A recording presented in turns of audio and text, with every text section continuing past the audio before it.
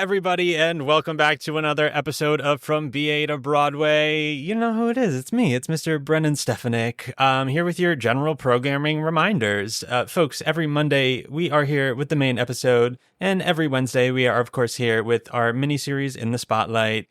But who cares about that? Nobody cares about that right now. Folks, I am here with the one and only Mr. Diego F. Salinas. Diego, what is going on? Hey, Brennan, I'm doing so well. Thank you so much for having me. This is so fun. Truly, truly my pleasure. I've had the chance to talk with some of the other silly geese that you share the stage with. Folks, of course, you have probably seen them by now in the Twenty-Sided Tavern Off-Broadway. Diego, who the heck are you and what do you do? Yeah, so my name's Diego. I am currently playing the warrior at Dungeons & Dragons, the Twenty-Sided Tavern at Stage 42. I used to be the trickster, but we had a whole switcheroo recently, so it's been fun trying on a new track. And whenever I'm not on stage, I'm also playing D&D, yeah. just in the regular life. Amazing. Capital N nerd, I would assume. Absolutely. Gorgeous. Welcome. You're in a safe space. Thank you so much. I feel safe already. Wonderful. Diego, second question is usually, how do we know each other? But we simply... We don't. I honestly, a little cold DM is how we started getting to know each other. And thank you for answering it. Yeah, absolutely. It takes bravery, and I recognize that. Sometimes it's fun to just go through like the request side of my Instagram DMs, see what's up. Usually it's a lot of people who want me to join like drop marketing. Do you think that's like reasonable? I can just like pay for like 3 million followers and then it's all set. Yeah. And honestly, I'm like, I don't know, it could be a worthwhile investment as long as it's kind of legit. They just want me to send over my bank account information and a Bitcoin address. Exactly. We get paid in likes, and that's how life is nowadays. Diego, did you go to school for theater? I did. I went to James Madison University in Virginia. I graduated in 2018. With a BA in theater performance and modern foreign languages was my second major. Amazing. Yeah. That's awesome. Okay, so you are a complete stranger to me, but of course, how did your theatrical journey start? / where are you from? Take it from the top. I mean, I guess the long and short of it is I was born in El Salvador, but I grew up right outside of Richmond, Virginia. And I kind of just fell into theater like in middle school, just, with my first show ever being Bye Bye Birdie. Amazing. Kind of did it as like a something to do throughout middle school. And then in high school, I was like, I really, really want to do this. So I did all the shows in high school, did 2 professional shows while I was in high school, just like little things around the Richmond area. And then when time for college came around, James Madison University had a fantastic program. I got in there and was living in the Blue Ridge Mountains for like 4 years. Amazing. And now I'm in New York, which is something I totally did not expect.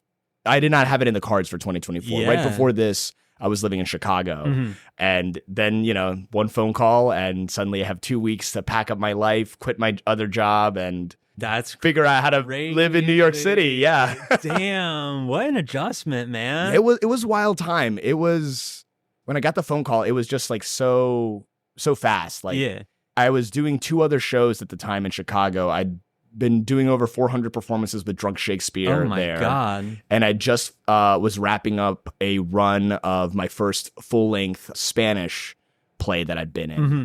So 2 like very exciting projects, and then like suddenly it was like, okay, I need to wrap all this up in Chicago. I need to reach out to people that I know in New York, find a couple of couches to surf on. Amazing. I think I got into New York the first Monday, March 18th was like the first day of rehearsal. I got into New York at like 2 a.m. and I was in rehearsal by 10 a.m. like that day. That's terrible. I love that for you. It was insane. It was really, really insane. Okay.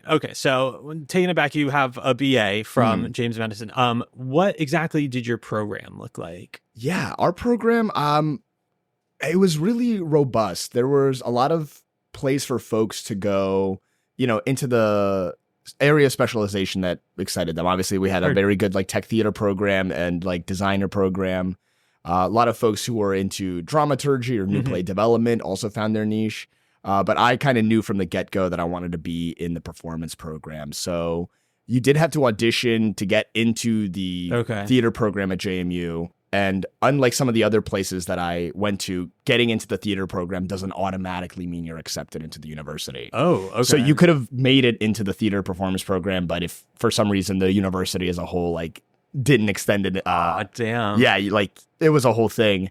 But I got into both. Lived in the freshman like arts dorm with all the other like artsy fartsy kids, and it was really good. It was a really good mix of like practical like scene study classes with a lot of like just really fun like theater studies type of courses. We all had a hand in like for like one semester we had to do a rotation of costuming, of lighting, of all the different facets of theater. For sure. So it was really a really fun program. I met a lot of really great people, had some really fantastic professors there, and got the chance to really like dig into the text for a lot of things. It's a very like textual analysis type of program. That's awesome. Yeah. Rock and roll.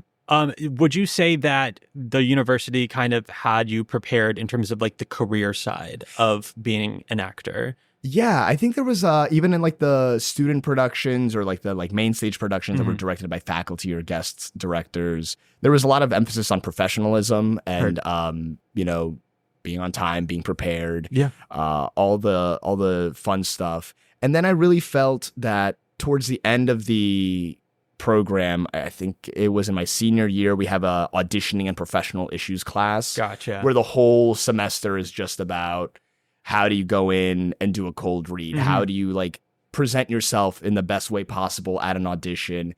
How do you, follow up and, kind of develop these like relationships? I feel like there's always kind of a desire for there to be more of that. Yeah. But I feel like that really gave me a good like working like audition package to go out into the world with and start, auditioning with confidence and knowing that I have materials that like kind of support the brand that I'm selling and that are like fun to do and are in my wheelhouse. What would you say your brand is? Oh my goodness. I am a nerd next door.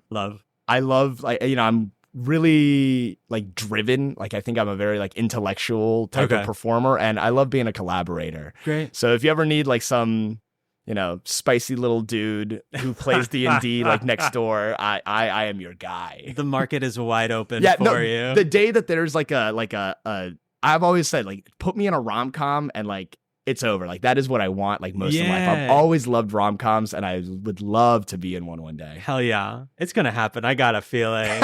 Thank you. Good for you, man. I'm happy to hear that in terms of program wise. It seems like that's a really good setup that you had there. Absolutely. And they brought in a lot of like guest artists who kind of gave us a little bit more of a taste of like the professional, like the way like a working professional would work. Yeah. So it was, I'm very thankful for the program. I had a really, really good time there. Amazing. Okay. And then did you go right to Chicago? No. So I went to the Southeastern Theater Conference in, I guess it would have been like the spring of 2018, like coming up towards graduation. Just a big, audition conference. Got seen in a big room with a bunch of like people who were casting summer stock and like tours and TYA. And I booked a national tour with a TYA theater based out of Tempe, Arizona called Child's Play. So I did 2 national tours with them and a local tour, which pretty much took me from the fall of 2018 through to the fall of 2019. Yeah. After that is when I moved to Chicago. Heard. And what made you choose Chicago? Chicago is very interesting because I was surprised to see that not a lot of other people were considering it. Yeah. I mean, I feel like, especially from JMU, we have a lot of strong roots in the DC scene. Oh, okay. So like all like the theaters in that area, which is naturally feeds into New York. There was like a burgeoning contingent of alum that was also in Los Angeles. But for me, both of those markets felt really crowded. Heard. And since you're a little kid who wants to be an actor, right? New York is like the beacon, right? Like that's like the first like lighthouse that you like steer towards. But I wasn't really like, I didn't feel like I needed to be there at that moment in my life. Yeah. And so I went to Chicago. I was big into improv in high school and college. So, Chicago is a big comedy scene. Yeah. So that kind of really pushed me towards there. once I finally arrived, I like kind of was ready to dive in headfirst into the improv world and kind of start developing connections in that sphere. I had like 3 big goals, was like to start taking improv classes, to get my big boy headshots, and to get an agent. And thankfully, I was able to do all 3 of those right before COVID hit. I signed with my agent, Shirley Hamilton Talent, in like the week that Tom Hanks got COVID. Like back in March of 2020. I could see like the writing on the wall. I was like, I need a patient zero Tom Hanks. Yeah, no, right? I mean, I feel like that's when like it got real for a lot of people. It's like, oh man, if Tom Hanks can get it. It can happen to Tom? Oh no. Oh wow. Damn, what a time. Okay, so was it a pretty successful year with your agent after that? Yeah, right. That's so much work. Amazing. No, with like, with COVID, it was kind of wild because I never worked with an agent before and I was in a new market. So I was really just kind of trying to see what was up. And then COVID hit and nothing for like a year. I remember in January of 2021 when like more auditions were starting to pick back up again, that sort of quasi pilot season that happened.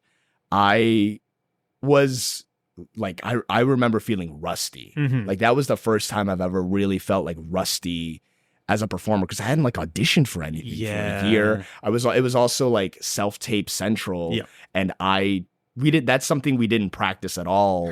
At JMU, which I feel like is something that is like a lot more a part of the scene now. Yeah, I mean, it wasn't as much of a thing until that happened, and then it was the only thing, exactly. So I remember like those first couple of self-tapes that I like would submit, it was like I was so stressed about like the lighting and in my tiny little apartment. Like kind of trying to record this and it was. I remember I didn't even have a tripod yet. I was doing the classic thing of stacking a bunch of books on a chair. Of course. Oh my goodness.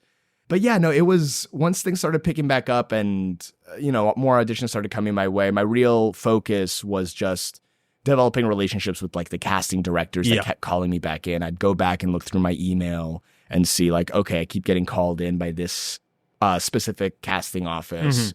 I'm in their good for something pile. So like, trying to just kind of see where the feelers are. For sure. And that was kind of like that first like year and a half in Chicago was really just, I had the agent, I had the materials. I was just waiting for people to get to know who I was. Yeah. So tell me about like the theater scene in Chicago, because we really haven't had any Chicago-based actors. Yeah. Chicago is a fantastic scene for theater. There's a lot of good new work that happens there. And I mean, you got like powerhouses like Steppenwolf there, Writers Theater, a lot of places where work gets developed before it comes out and makes a smash hit on Broadway. I did not get to know a lot of the theater scene before COVID. Gotcha. So I was just getting my toes in the water. Everything just shut down.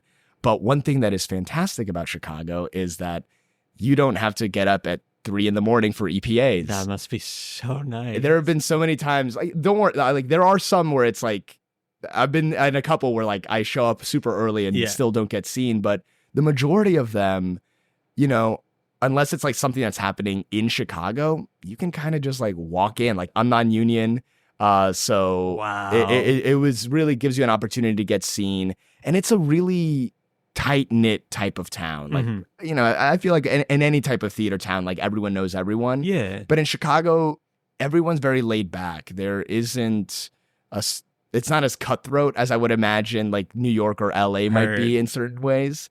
But there's still like a lot of driven people making very, very exciting work. And you can work, get noticed at like one of the, we call them like storefront theaters. Gotcha. Which are just like tiny, like little black boxes that are, where a small theater company or theater companies might be sharing that space. You can kind of go from those spaces, breaking into the bigger regional theaters. And then from there, the world's your oyster. Hell yeah.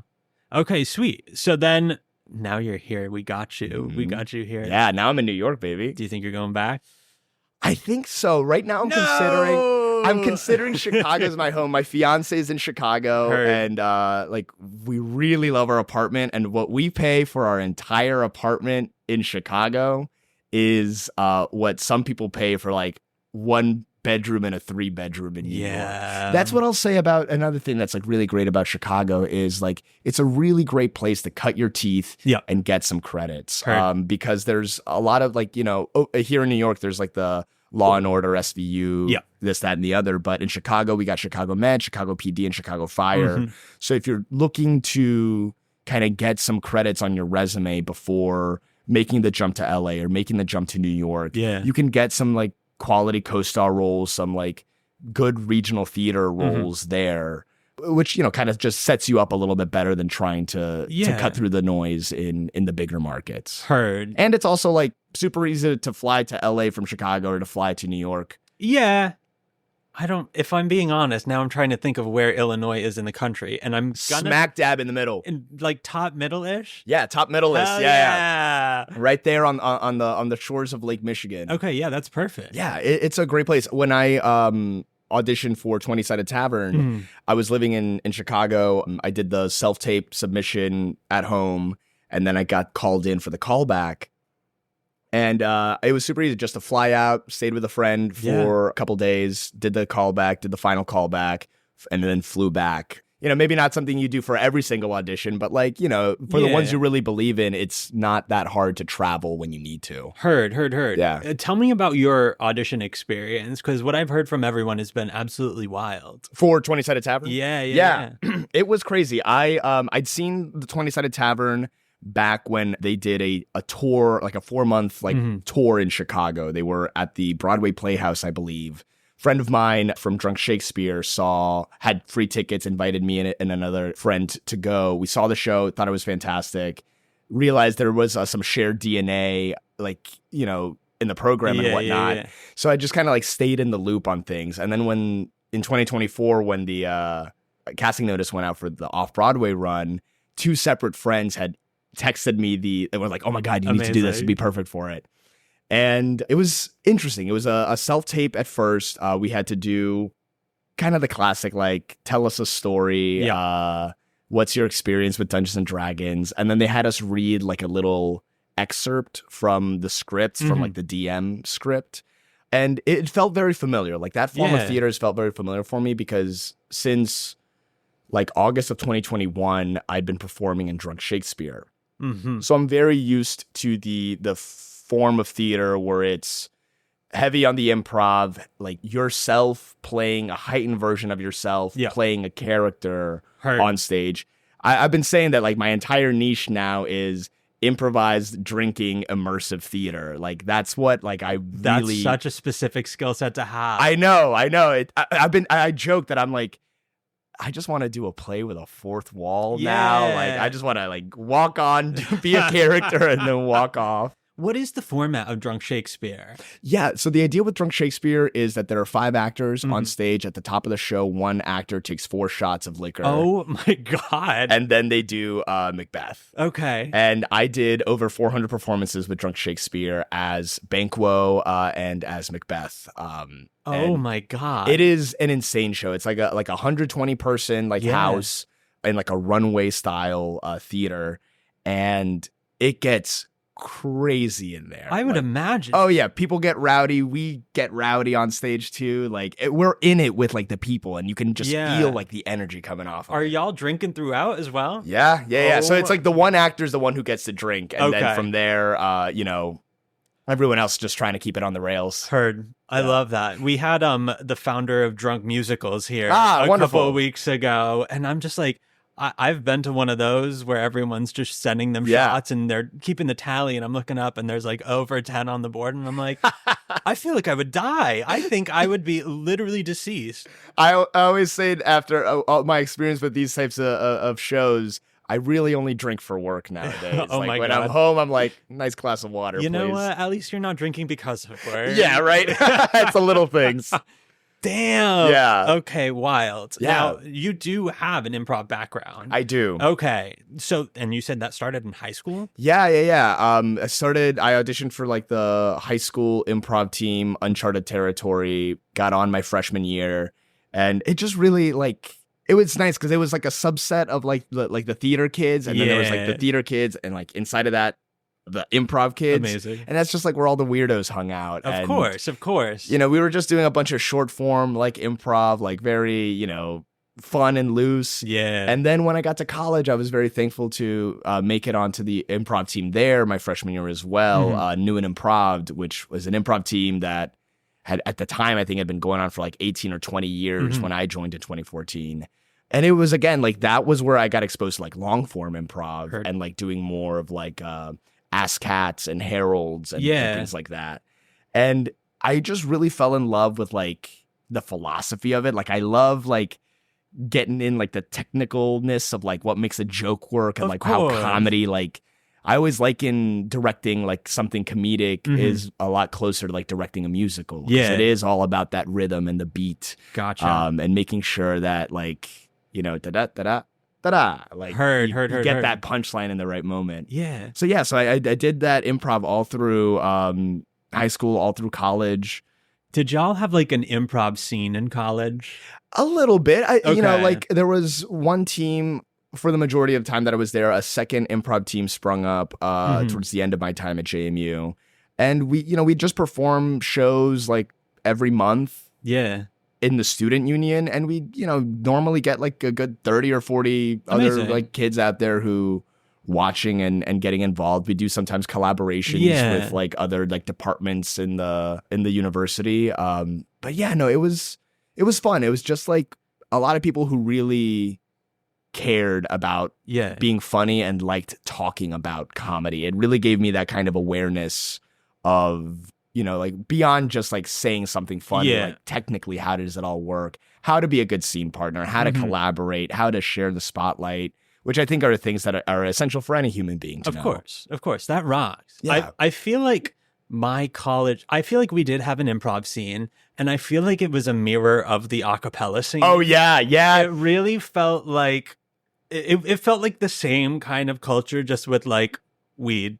You know, 100%. That just kind of felt like what the situation was. There was like approximately the same number of groups on either side. Yeah. And like the same kind of audiences just on polar opposite sides of the spectrum. When were you in school? Where did you go? I graduated in 2019 from the University of Massachusetts Amherst. Nice. Yeah. So yeah, probably towards like the beginning of your time there. I remember that was like peak like Pitch Perfect era. Oh yeah. So like if you were on an a cappella team, you were like the coolest person on at least a certain part of campus. Truly. And like it was exactly like Pitch Perfect there. Like you had like 6 a cappella groups that were all like kind of like in harmony, but then it also seemed like there was always some form of competition happening. Oh, it was great. Yeah, there's always something bubbling below the surface there. Of course. And it's nice when you don't have any stakes in it and you're just just you get to eat the popcorn and watch. Hell yeah. Oh, good times.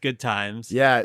And so you had like an improv scene there? Yeah, we had about, I would say there were probably like 4 or 5 improv groups, and like ones would like pop up here and there. Nice. And there were like 2 that were specifically long form and others that were mostly short form. But that seemed like way more of a collaborative community. Like they were all doing shows together and like opening for each other. And it was always just a fun night out, you know? It was very chill. It was very low key. It was very stupid. And we had like a very supportive community there. Like the audiences were usually, we were just in like a little lecture hall, and it was usually pretty packed. So it was just a fun time, you know? It was nice to see. It was something where I was like, I wish I probably should have maybe delved into that a little bit there, because I do feel like that's a skill set that I haven't necessarily been taught, but it just seemed like such a nice time that everyone was having. It's interesting how like improvisation is something that really only happens as an extracurricular, even in like theater schools, you know, like there's never like an improv class or an improv like semester or anything like that. I remember like I took a physical theater class in college that I thought was like so good. I was in love with it. Like I loved, like it felt like, you know, activating like a whole new element in like the performance. And you know, we touched on stuff like clowning and mask work and miming, and it was just but you never really get any of the vocal improv type of stuff for sure that you get to do in class. I don't know, maybe if there's a program out there, I'm sure I'd love to hear about it. If you're listening and you have a theater class You're at your obviously university. listening out there. Literally just hit me up. Come on now. Yeah, that rocks. It definitely is one of those things that just is like, it always just seems like it's just for fun, you know? Yeah. But like, it's never kind of illustrated that that is a career path that people can take and Yeah. make money. It's just like one of those things where it's like, oh, people enjoy this and they are able to make money and support themselves from it, which is just like, I don't know. It's just, you go to school and they're like, yeah, you're going to be an actor. Here's how to be an actor in plays. And there's end of story. There's so much like that the industry is becoming, I feel like, especially post the pandemic, how it is. I mean, like this interactive immersive theater is only getting more and more popular. Yeah. Like this type of show that we're doing at the Tavern.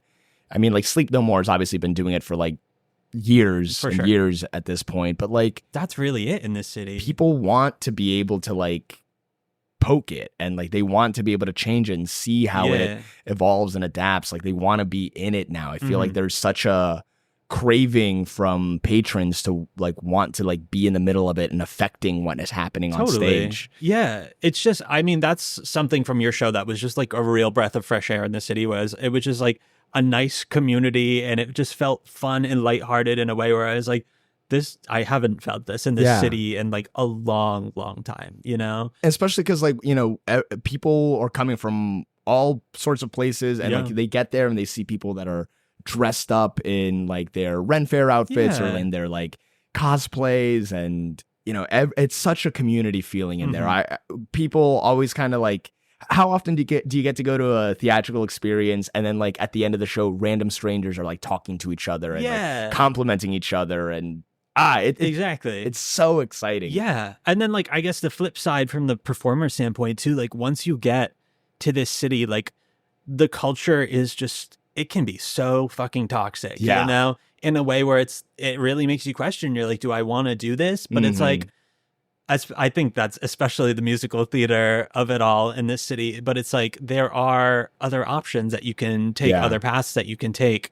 And no one ever really takes that into consideration. It's like, oh, must be what being an actor is, and I don't know if I want that anymore, you know? Yeah, I mean, this industry has a habit of like grinding people down, and like, you know, I know so many folks in my life who like, I thought they were fucking fantastic performers who, you know, just because of the nature of the business, they sought a little bit more stability or needed to step away from it for their mental health or other reasons. Like, it is a hard business to stay in, truly. And you know, I hope that like as you know things move forward, especially with self tapes, I feel like now it's a little easier now to like when you don't have to like call off of a job, so you can pop into a room for like 3 minutes and then you know there's a little less juggling. So I'm hoping things get a little bit easier and more accessible for folks. I hope so. I will say like this summer I have seen like the auditions become a little bit less attended because people are like becoming more specific about what they're going in for, you know? So it seems like it's creating a little bit more audition opportunity at least, which has been nice. I mean, pause until audition season actually kicks in and everyone's back from their little summer gigs. We'll see what happens then. But in terms of this summer, it was quite nice in terms of like getting seen and like having non-union have opportunities for a change, you know? So that's been nice. But yeah, I wish everything was a little bit more chill. I wish that people kind of took other things into consideration in terms of what they can do to be happy and whatnot. And there's just that real need to prove yourself that has so many people scrambling, you know? Yeah. It's tough. It's tough. And you're putting yourself out there a lot. You're getting a lot of rejections, or not even a rejection, just like a nothing. Yeah. I always joke, it's like as long as the fitting date hasn't passed, I might still be in the running for it. I'm gonna just keep checking my email just in case, you know. Oh, good times. Yeah, right. Good times. Truly. So I guess Chicago has a very big improv comedy scene. If folks are interested in pursuing that as a career path, like, is there any journey that you kind of see being the most popular or most successful? Is there specific classes or specific places that folks should be trying to go to do this? Yeah. The little bit of training that I got in Chicago was with Improv Olympic IO. They had they had a great program called the like Dioversity Scholarship. Okay. just to kind of try and diversify the types of folks who are in improv. It's very white, very male. What? That's so unheard of. Bunch of like white guys doing improv. What? Crazy. But that was a really cool way to kind of like splash into the improv scene in Chicago, just because I instantly got to meet a lot of other like folks of color and like people from like diverse backgrounds who are underrepresented in improv. And it was just really fun to get to chat with them. I'd say you really can't go wrong with any of like the big like improv schools. I mean, there's IO, there's Second City, of course. There's tons of them in the city. It's really just, it is pay to play. I mean, at the end of the day, like if you want to get into those scenes, you are going to have to pay to like take the classes. Yeah. And from there, there's different people who take these classes. There are the folks who are like, I did, improv in college or high school, and like I want like a group of friends, or I want a hobby. Yeah. And then there are other folks who are also like here to like perform and maybe have their sights on like stuff like SNL or the bastion of streaming dropout right now. Dropout. Exactly. Yeah. Or streaming improv dropout. Yes. Yeah. So I think it's kind of finding the people who are most aligned with what you do, because with improv, even in Chicago, which is like a big city, like odds are you're not going to be paying your rent doing improv. You're probably going to start out by doing 10 p.m. shows on a Tuesday night. Of course. But once you find the people who you connect with, who have similar goals and ambitions to you, I think it can get easier to kind of form your own team from there. Yeah. And that once you cobble together your little improv Avengers, like you can kind of be more specific about like the goals that you have and where you want to go from there. So I'd say like, find like the like-minded people, because there are folks who are there just to hang out, which is fantastic. Improv's a great place to like meet people and learn fun skills.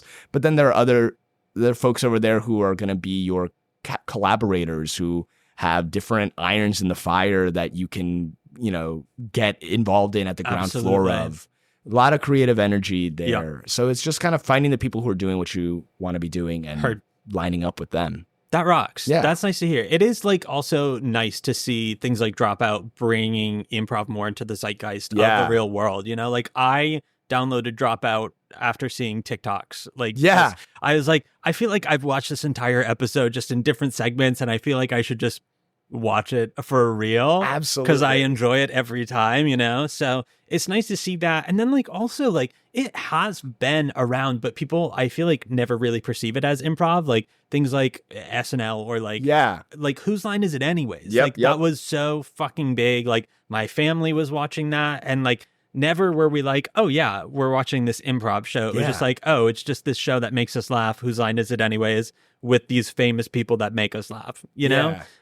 So it really is there. It's there. People want it. I think like the beautiful thing about improv is like people love seeing the actors making the discovery on stage, realizing that like this random thing someone said inspired someone else to say something and keep building out this like weird world. Like it's so rare to like see those moments of like genuine like discovery. Totally. Especially like in stuff that's like scripted and whatnot. Like, but like people really get excited to kind of see something being made right in front of their eyes. And like that, I feel like, especially with like Whose Line and stuff, it was like probably that sense of play that adults were watching, like people that were their age do this thing and just have fun and like play in a way that they didn't remember from like childhood or whatever. Absolutely. Yeah. You're just up there. Because I mean, at the end of the day, like improv and like acting, it's all about listening, right? Like you just got to listen to what someone is saying and respond honestly and with an opinion. Yeah.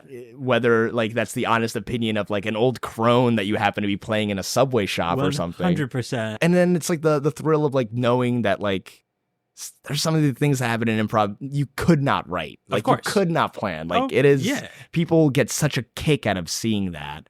And it's fun to just like, when you're on stage, to feel that synergy, to feel that melding of the minds with your other performers on stage, when like you both know that like this has been set up, we know where we're gonna land this plane, and you just see everyone like rally around and support each other. It's a really, really like electric thing to watch and to be in. For sure. That rocks. Yeah. Folks, improv, get into it or else. We're improvising every day. You don't have a script when you walk out your door this morning. Dear God, I wish I did. Dear God, I wish I did. I didn't get the sides for Tuesday. Yep, no kidding. You know what? A life of irony and failure is just a very good name for fun, your memoir. beautiful thing. Yeah. Whatever aliens are watching me as their TV show are probably having a fucking blast right now. Good. Yeah. They're really excited for this like mid-season finale. Exactly. Things are really ramping up for them. Good for you. Yeah. I wonder what the writers got in store for this next chapter. I hope it's very nice to me. Who's to say? You deserve nothing but niceness. Thank you. I really appreciate that. I'm glad I've given you this energy in the past 30 minutes that we've known each other. Oh, dear God. Okay, so in terms of folks like learning this skill and stuff on the actor standpoint, like the hashtag actor only standpoint, are there like things that you are like, every actor should do this? Like this is in terms of like just fundamentals, foundations, basics of improv. Yeah. I mean, I think you can't go wrong with just like taking a class, right? You have to start somewhere. There's always someone somewhere wanting to teach someone improv. Mm-hmm. And I think it is the type of thing that you take and you apply to your scripted performances as well. I think the idea of like, especially if you're performing in live theater, yes and is so important. Mm-hmm. If you're auditioning for commercials, a lot of the time they say like, all right, let's do 2 takes of the script and then this last one, like have fun with it. Yeah. And knowing how to work within that and be quick and be genuine, that's a boon to any performer, anything like that they're trying to achieve. Because at the end of the day, like, you know, it's going to be your skills and your resume that get you through the door, but sometimes it's the personality that like really lands you that role. And if you're familiar with improv, if you're comfortable going into a space and like, you know, at the tavern, it's like, I don't know what the show's going to be tonight. Yeah. And if you can find that comfort and that ease in that uncertainty, there's no audition in the world that's going to like scare you, because you know, if the pages fall out of your hands, you just keep going, just keep talking, like 100%. Make it up. I love that. I feel like it's that sense of vulnerability that folks 100%. are scared of, and like especially like actors in particular. Like, Yeah. I feel like it is that fear that they have felt in the audition room, and they don't want to pay to feel Right. that. You know, It is a very vulnerable thing to do, but I think that's why people want to watch good art, is to see that vulnerability coming to the surface, and to see someone, you know, and as a performer, you're more open. Like if suddenly a line hits you different in a show that you've done 50 times and you feel the impulse, like follow it. You see where that takes you, how that shapes a scene, how, you know, I feel like by doing improv, you just remain more open to listen and to change and to adapt your performance, you know, still within the confines or still within like the direction that you've been given by your director. But like there's still like infinite variability there, right? Like live theater, even when it's the same show with the same lines, it's not the same show every night. Yeah. It all changes. And I think any performer can really just benefit from being comfortable with that uncertainty and trusting yourself that you can navigate through anything that happens. Self-confidence? Yeah, what? Never heard of her. Wow. If you know her, tell her. Literally, please. give her my number. Give her my number, Especially, please. is she cute? I don't know. I don't even care. Let her know. Me and my self-confidence notice you from across the bar. Can we buy you a drink? Hell yeah. Wow. Yeah, I feel it's just, I also feel like so many actors are just like trying to fit into this mold of like, this is me going into a space. I'm going to be a professional, because if I'm not, then my career is ruined and my reputation is ruined. So I have to be this exact mold that everyone was before me. And God forbid I stray from that or have a little bit of fun, you know? I agree with that 100%. I think that's something that I struggled with, like when I was getting back into auditioning after COVID, was like kind of trying to be who I thought the casting office wanted me to be. Yeah. And there's so much more power and authenticity in doing that audition, being like, this is my take on Quiznos guy number 5. Love. Like, let me just run with it. And if I can't guess what they want to see. Exactly. And honestly, people don't know what they want. Exactly. They know what they want when they see it. And if you happen to be serving up your own unique flavor, people are going to be a lot more excited to latch onto that and see more of that. than if you're trying to be some carbon copy of someone who you aren't. Exactly. Right before I auditioned for 20-Sided Tavern, I read a book by a mentor of mine, Julio Augustin. He wrote The Professional Actor's Handbook. Mm-hmm. It's a fantastic book for anyone at any like stage in their performance career. And it really helped me kind of synergize everything that I was working on. Like I was reading it in January, February. I got the audition in February, and I was able to use a lot of actionable steps about like following up and like making like a compelling like cover letter for like my submission and how to present myself and sell myself. And even beyond that, how to like negotiate my contract after I got an offer. Like all those things that like, that was a book that really helped empower me and like just let me realize here's all the things that I'm doing disparately. Yeah. Let me align them all together and channel them so that they're like one like efficient stream. Amazing. Yeah. It's a fantastic book that I cannot recommend enough. Like, it's so good. What was the title again? The Professional Actor's Handbook by Julio Augustin. There you go, folks. Go get it. That rocks. That's so nice to hear. And clearly it's working out for you. Dude, you're off Broadway right now. My big goal for 2024 before the Tavern was to just book like a commercial, or I want to be like a co-star, like Dead Body number 3 on like Chicago PD or something. What I wouldn't give to be Dead Body number 3. Dead Body number 3. Man, get in there, get that nice co-star credit, eat the craft services. Oh, good time. But yeah, no, like being off Broadway like that, I did not even fathom that was like in the cards like this year. You know? It just all changes so fast. That rocks. So when did the D&D of it all start for you? Yeah, the D&D of it all. I started playing in high school a little bit, classic kind of circumstance. My friend's dad had like all the old like books and whatnot. Oh, We'd cool. like go into my friend's basement and like my friend would like run the session for us. And then I kind of like strayed a little bit further away from it in college. I tried to like run a game or two, but then it just kind of like all fizzled out. We're all busy college kids. Got too much partying to do. Oh, of course. Yeah, dude. I can't roll dice. The day drinks today, dude. Oh my God. But then I kind of got back into it after I moved to Chicago. I had some of my old improv friends from college who were there, played a little bit with them. And then it was actually once COVID hit that I went full headfirst into it because at the time I just moved there, starting to kind of try and get my name out there, and I was doing a lot of work as a brand ambassador, which I think is a very, very good like side hustle for folks. Okay, just because it's we can get into that later, but great.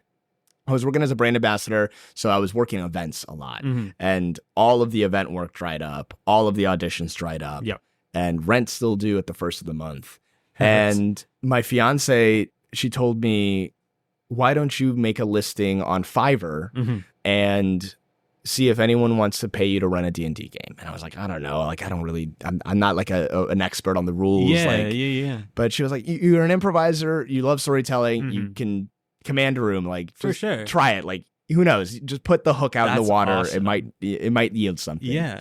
And so I was reached out to by this group based in California, and we would like play like twice a month or every other month for pretty much a year and a half. Whoa. And that was like when I was like really got into the craft of Dungeons and Dragons. Like outside of it being a hobby, outside of it being something fun that I do with my friends, I have a bad habit of monetizing my hobbies. Listen, if you can have fun while doing it exactly. and make money, who cares, So with that, like I learned a lot like about like not only the rules, but also kind of like the economics of it, like had to crunch the numbers on like, all right, like how much do I need to be making per hour for this to be worthwhile? Okay, now I need to start factoring in not just the actual play time, but my prep time. Yep. And from there, kind of just like slowly like leveling up my skills. That's brilliant. Yeah. That is genuinely brilliant. And it's been going very well with that too. Like just before I booked 20-Sided Tavern, I had a group of clients in Chicago who hired me to run Curse of Strahd. Great. Classic vampire D&D pre-written module. Yeah. And that's kind of been like my wheelhouse for like the past, 2 years has been doing Drunk Shakespeare and running D&D games for money.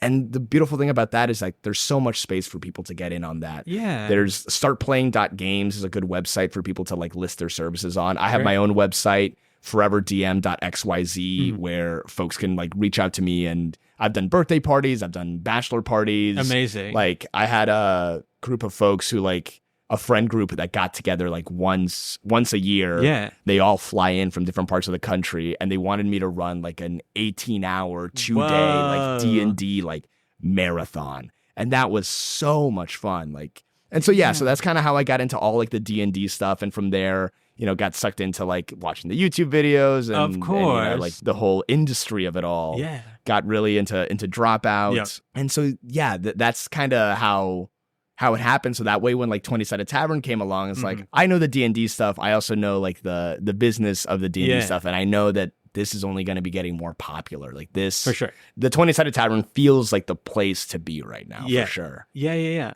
That rocks. Good for you, man. It's a wild time. It's fun just being able to like, run a D&D game and like just facilitate fun for some folks. Yeah. Just because when do 3 to 5 adults have 3 to 4 hours of free time all at the same time? And I feel like a lot of reverence that, these folks are just like when people go out to see a performance, right? Like you're taking time out of your day, you're spending your hard-earned money to just have some fun, truly, for a couple of hours. And I feel so honored to be able to facilitate that for other folks. Yeah. And just like play it fast and loose. Like y'all don't need to know the rules. No. I got them all up here. Just tell me how you want to stab this dragon and I'll tell you what you need to roll. For sure. And I especially after the pandemic of it all too, like there was just such a time where like people needed these things to do and connect in these ways, where we were in a world that was so uncertain and unfamiliar that this felt like less of a risk too, diving into these things that may have seemed daunting or silly or whatever in ways that you were nervous about. And I feel like that pushed a huge D&D wave into the world, 100%. Everyone was looking for their games, and you could only play Among Us for so long. Yeah, right. Oh my God, the throwback, throwback.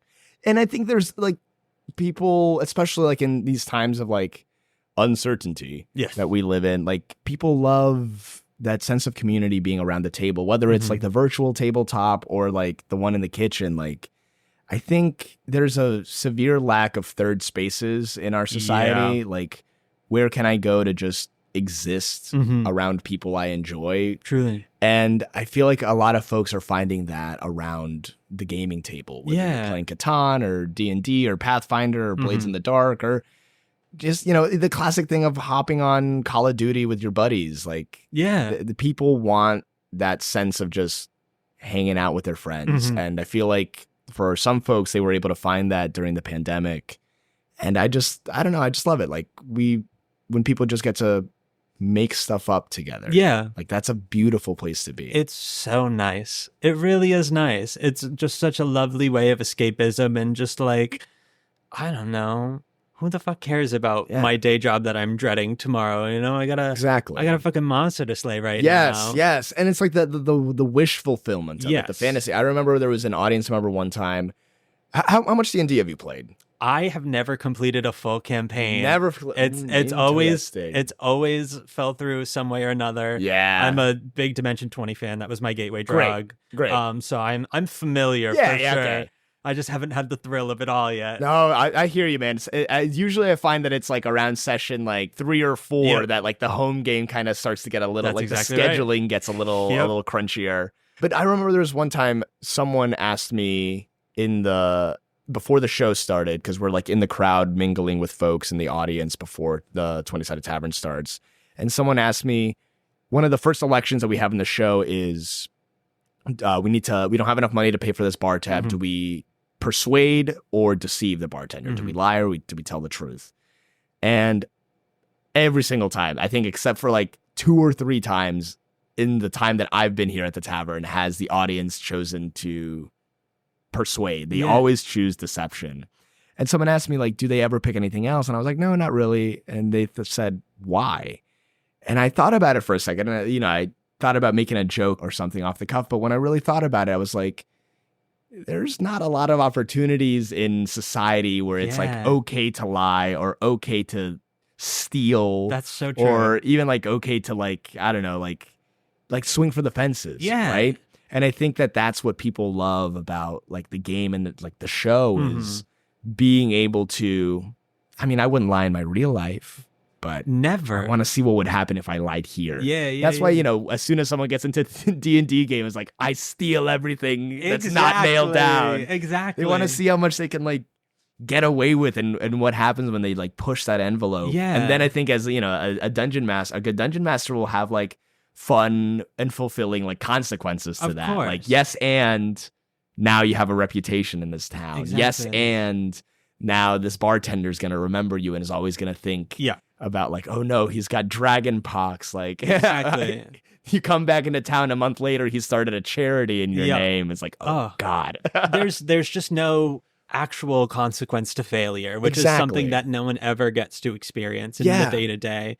100%. We're always so afraid of, like, I don't know, letting down our coworkers or letting ourselves down or our family down. It's nice to just kind of throw caution to the wind a little bit and see, like, no, I'm going to shoot my shot with this ogre and see if we can go to prom together. Amazing. Literally. D&D is more fun the stupider it is, in 100%. My opinion. Yes. Who cares? And, like, for anyone that needs that escapism to take it really seriously, great. Yeah. 100%. Don't play with me. There's a place for the grim, dark, like, gritty realism fantasy. Yeah. And then there's the spot for Fardo the Goblin Wizard. But of course. Yeah, like, they could, and what's funny is, like, the brackish water Yep. in between those two oceans where the two rivers meet. Oh, good times. Yeah, it really is just a way for folks to experience that rush, like, for those in the world who have never decided to steal from Whole Foods, Like yeah, exactly.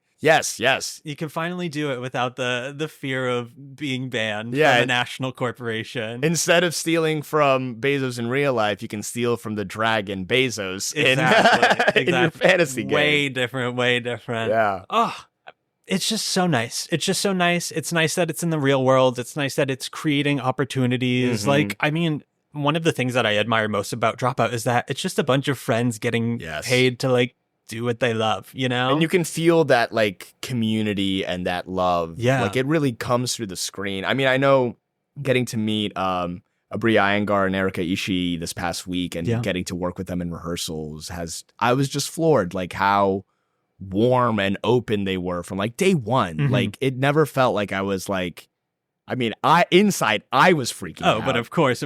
But, like, being in the room with them, like, the other day we were in the green room playing Cuphead, and, like, Abria was, like, screaming and shouting, like, with us, like, as we're trying to, like, beat that green dragon. Like, there's just such a sense of community. They're so down to earth, and, like, I think that's what's really cool about what they're cultivating at Dropout is. I think I heard Sam Reich talk about it one time in a press release that it's, like, organic, free-range, homegrown content where the name of the cows. Yeah. And, like, that's what's so exciting. In a world, like, where Netflix is canceling things, like, 2 seasons in, where series are getting a lot shorter, it's nice to see a media company that is has their ear to the fan base and is like, y'all really like this? Let's spin this off and make it its own thing. Yeah. Y'all are really responding to this? Like, let's make it. Let's blow it up and have it happen. It feels like a very exciting and creative space to be. Exactly. And authenticity at the end of the day. It's such an authentic program. Which is beautiful. Yeah, we need more of that in this world. I just want to get paid to have fun with my friends. Yes. Is that too much to ask? That's what we all want, baby. Oh my goodness. Geez, that's, we weren't made to toil 50 hours a week for minimum wage. Like, give us some cheese and, like, a nice little cozy hammock, and hell yeah, let's just vibe with some people, smoke some goddamn weed. Give me so much money, just for doing that. Oh wow, what a world that'll be. I can't wait. Yeah, hell yeah. And we're building it one step at a time. 100%. So, capital N nerddom of it all. What are your big 3? My biggest 3. It can be right now. It can be in terms of what made you. Yeah. I'd say, obviously, a huge Brennan Lee Mulligan fan. I think he's such an exciting and compelling dungeon master and an improviser. Yeah. Like, I'll be honest, I don't watch a lot of, like, actual play, like, D&D stuff, or I don't listen to a lot of the podcasts. But when I see, like, the type of improvisation that's, like, coming out of his mouth, I am just in absolute awe. Heard. Also a huge fan of like Jim Carrey, like his physical comedy. Okay. When I was a child, I was born in El Salvador. I came to the United States when I was 5 years old. And so I was learning English as I was like diving headfirst into America. Yeah. And I remember watching like The Mask and like the old Ace Ventura movies. And, with physical comedy, you don't need to understand what you're saying as long as you can see it, right? Like Mr. Bean, like all those types of guys. Like, that he like, oh my gosh, like I have such like a big appreciation for that, like at that point in my life. Amazing. And my third nerd icon, I'm not sure. Okay. You don't have to Leave have it at one. top 2. Great. Yeah, I'm gonna be spicy and different. Like You're more decisive, Hell yeah. It's just like I forgot every single person I've ever met. You didn't have to out yourself like that. Come on, man. We'll cut that part out. Yeah, I'll take it out in post. I'll bleep it out.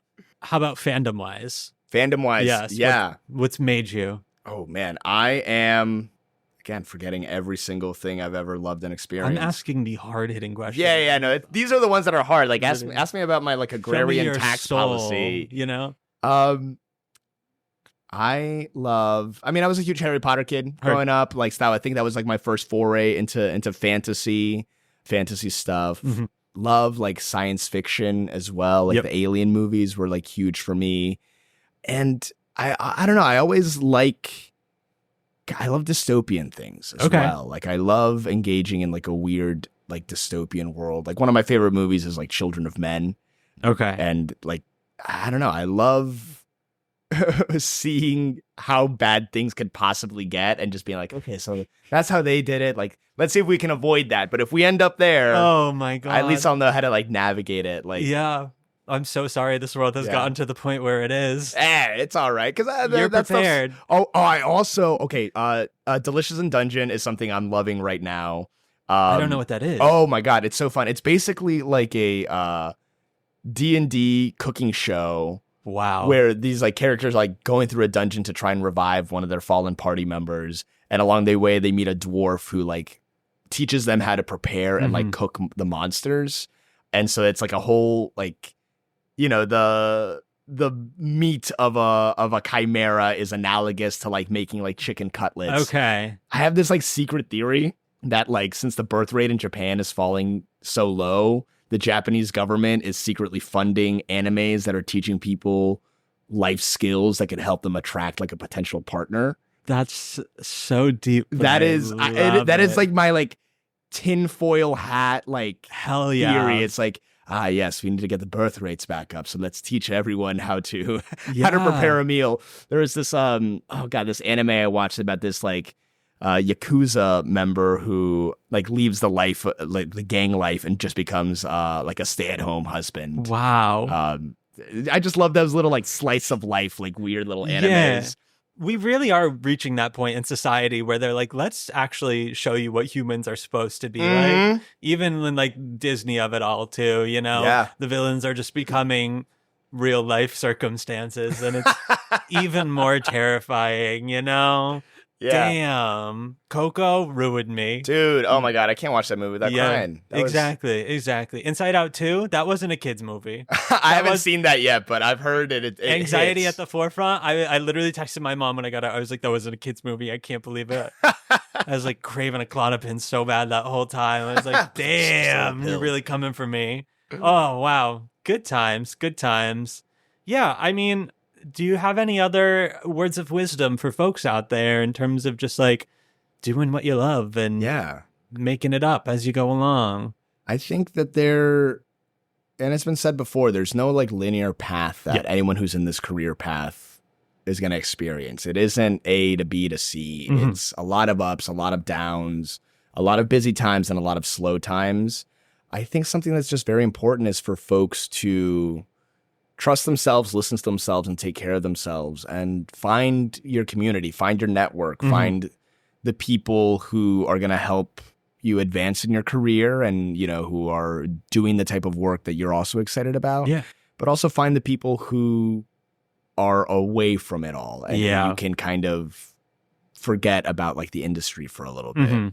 In the same vein, the industry is just getting, more open, more diverse. Like, I hope that trend continues and we see a lot more opportunities for people who haven't had those opportunities before. Yeah. Like, and make your own shit. Like, for sure. If it's not out there, make it. Yeah. And that's how a lot of the people who are like the titans of this field right now, that's what Dropout did. Exactly. That's what the folks at the tavern did. Yeah. If you build it, they will come, right? Yeah. I mean, who's going to help you achieve your dreams if you don't tell them what they are? Exactly. Yeah. Just, keep grinding it out, keep taking care of yourself, and just keep trying to put things out there in the world that you're excited about, because there are 8 billion people on this planet. Yeah. If even 1% of them are as excited about the thing that you're making as you are, that's a shit ton of people. It sure I'm is. not good at math, so I don't know what 1% of a billion is. And you know what? I can't tell you. Questions we'll never know. Why does the wind blow? Why is the sky blue? We'll never know. We have no way to find out. We have no way of knowing. We have no desire to find out. It's going to be a mystery for eons, maybe. Yeah. Damn. That's too real. Well, folks, there you go. We're rooting for you. Get out there, do it, do your stuff. Absolutely. We are your biggest supporters, and you can be our biggest supporters by finding us on Patreon.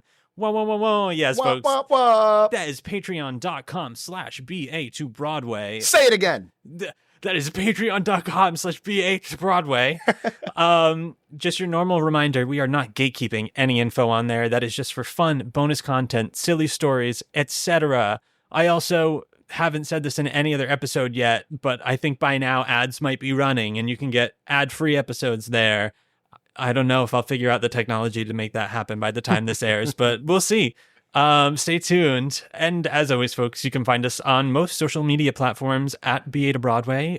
Diego, where can folks find you if you want to be found? Yes, go ahead and find me on Instagram at Diego_F_Salinas. And if you want to play D&D with me, find me at foreverdm.xyz. Send me an email. Maybe we can roll some dice together. Amazing. Diego, thank you so much for being here. Thank you so much, Brennan. This was so much fun. It's really an absolute was. Pleasure. Absolutely. Okay. Well, you know what? You're welcome back anytime. And until next time, folks. Bye. Have fun. From BA to Broadway is created, produced, and edited by Brennan Stefanik, music by Dylan Kaufman, and cover art by Jordan Vongsithi.